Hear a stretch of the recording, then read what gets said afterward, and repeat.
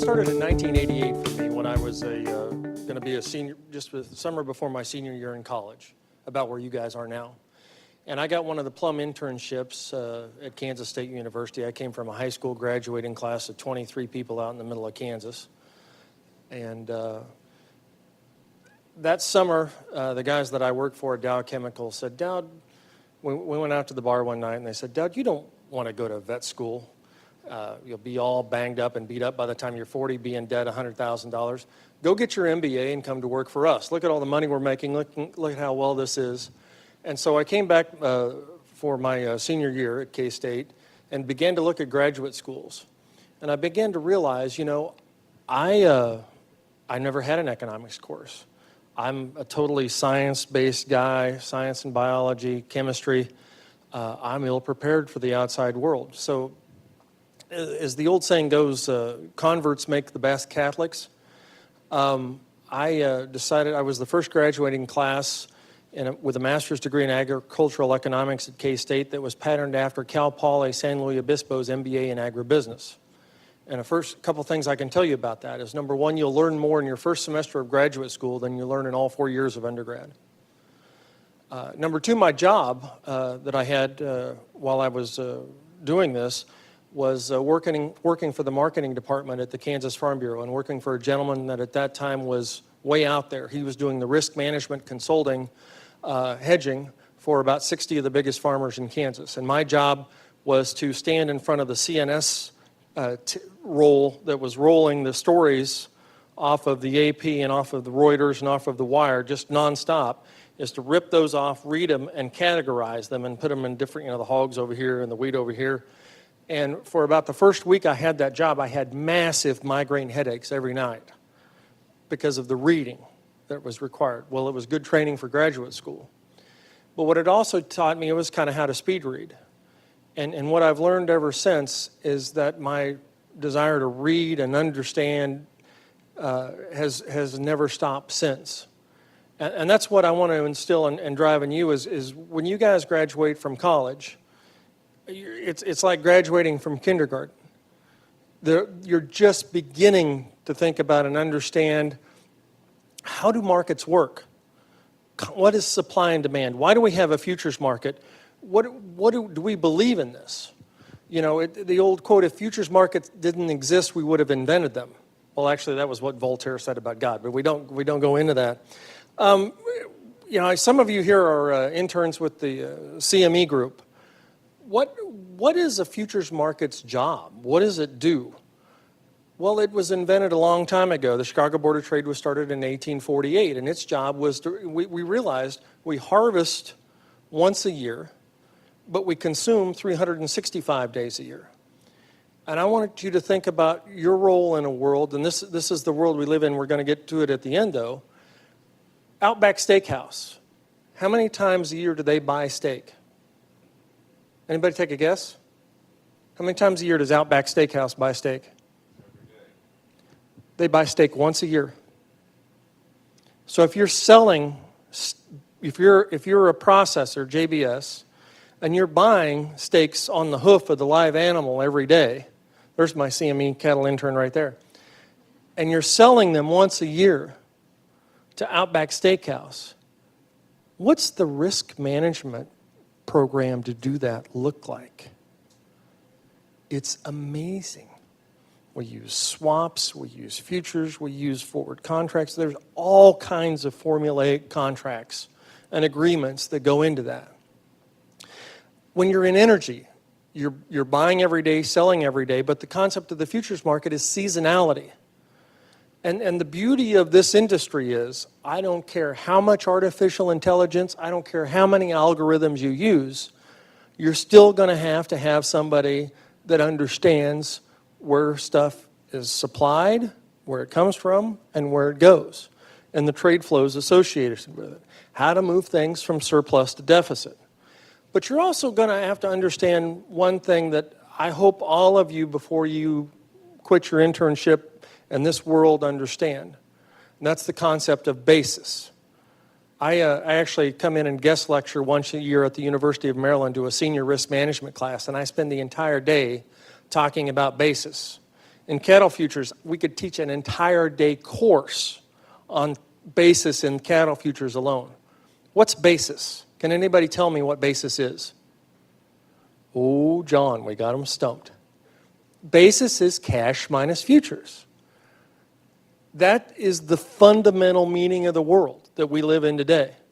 What is the basis? When we trade grain today, when we trade energy, when we trade anything, we provide the concept in terms of the cash physical market relative to the price in the future, the futures market, the basis. Enter the Commodity Markets Council. And when we did Dodd-Frank up on Capitol Hill, my job was to walk around when I was a staffer on the Senate Ag Committee. And after that, I was like a nun in an elementary school with a steel ruler, John. I was like, wow.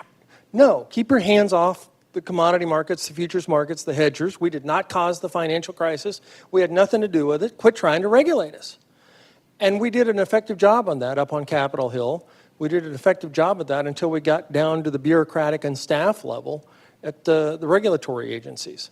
And they were convinced that, there were nefarious things going on there. And in fact, we had regulators tell us, Greg, I know somebody every day is doing something wrong. We just have to look close enough to find it. Let me tell you something. If we have a person like that in our government, they have no business being in a regulatory role. That's just completely out of control. We can't exist as a country and have that kind of mindset involved in our regulatory system. But yet today we have thousands and thousands of pages of regulation related to our futures markets. And we've attempted to account in some ways for every possible contingency when the basis of things like you heard Gary Barnett, our last speaker, in the Commodity Futures Trading Commission, it's a principles-based thing. Here are the basic principles, and you only get in trouble when you violate a principle. And you have the exchanges, and you have very different layers of that involved in that. That's how you are the best way to regulate what we do. But in our role in the Commodity Markets Council, and so much of my job in Washington, D.C., is I'm a farm kid from Kansas. I've been there 25 years. The problem at this point is I have absolutely no value to anybody in the outside world any longer. But I am of value inside the Beltway because I understand how the real world works.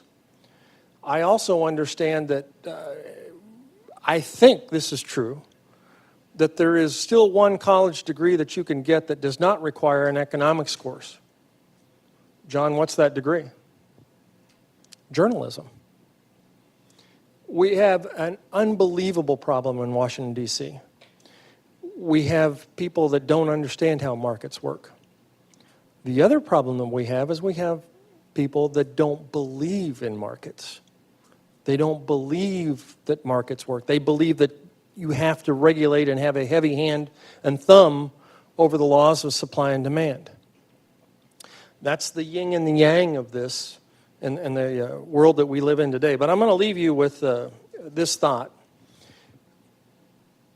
If we stopped the food coming into Long Island here in New York City right now, how long would it be before they would run out? There would be nothing else to eat in Long Island. Can anybody tell me?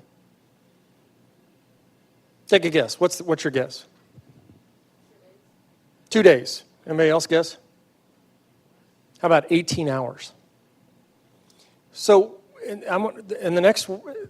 your lifetime, in your culture actually in the next 10 years, here's what we see happening. And I'm a member of a group called the Farm Foundation, where we spend a lot of time talking about this.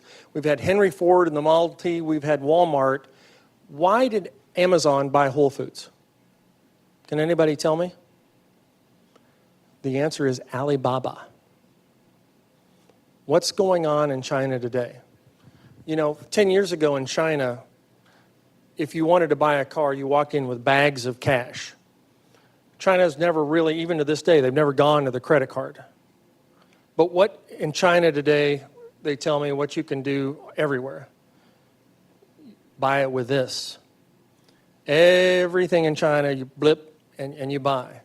And in fact, the reason I think that Amazon was so interested in Whole Foods is they know that Alibaba today If you want to decide in the morning what you want for dinner that night, you plug it into your phone, hit send, and it's delivered to your house by that afternoon.